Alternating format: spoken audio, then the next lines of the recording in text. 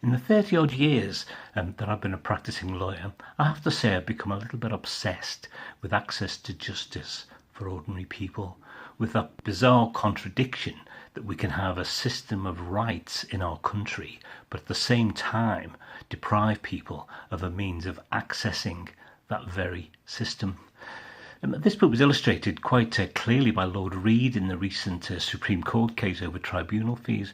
What he said about access was this: courts exist in order to ensure that the laws made by Parliament and the common law created by the courts themselves are applied and enforced.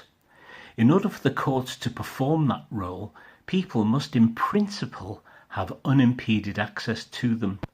Without such access, laws are liable to become a dead letter. Now, to be honest, that seems a fairly obvious statement. Sadly, however, it's an obvious statement which does seem to be increasingly lost on our politicians and also on some commentators in the media.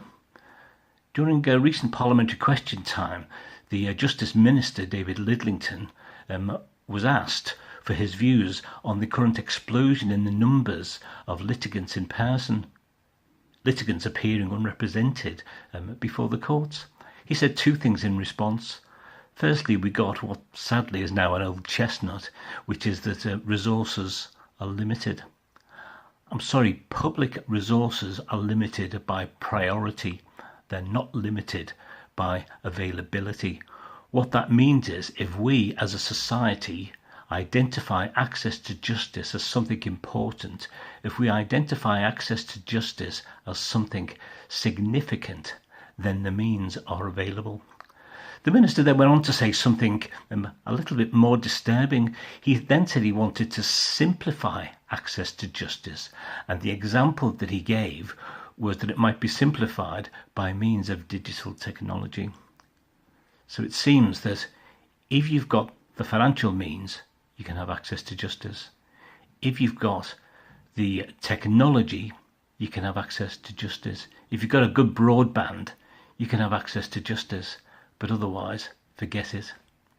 No, I'm sorry, that's not how it works. It reminds me of a comment made a few years ago by Lord Folkes QC, who was then a Justice Minister in the Lords. He described litigation as a largely optional activity.